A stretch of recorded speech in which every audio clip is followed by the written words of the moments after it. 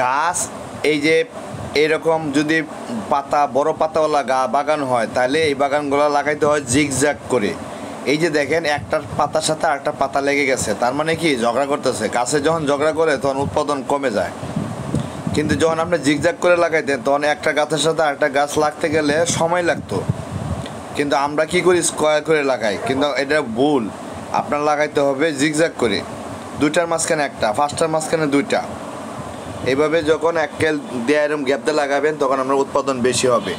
আমাদের ডক্টর সুভাষ পালেকারের যে ফর্মুলা সেখানে বলা হয় গাছের ক্যানোপি এরিয়া, পাতা যে জায়গায় যায় গাছের শিকড় সেই পর্যন্ত যায়। আপনি ওখানে খাবার দিবেন, ফল বেশি হবে। কিন্তু একটা পাতার সাথে আরেকটা পাতা ঝগড়া হলে ফসল কম হয়। এই জন্য যারা এই ধরনের পাতা জাতীয় চাষ করবেন প্রত্যেকেই জিগজ্যাগ করে গাছ লাগাইবেন, তাহলে আপনার উৎপাদন বাড়বে।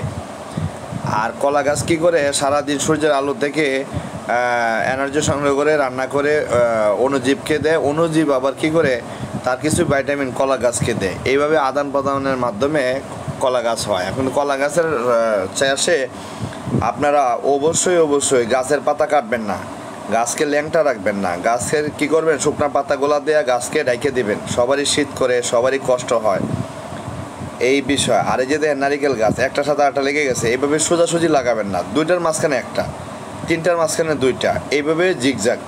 এই জিগজ্যাগ করে বাগান করবেন, তাহলে সারা জীবনে ফসল হবে। আর নারিকেল বাগানে সর্জন পদ্ধতিতে নারিকেল বাগান করবেন, কারণ নারিকেল বাগান হচ্ছে অনেক বড় থাকে।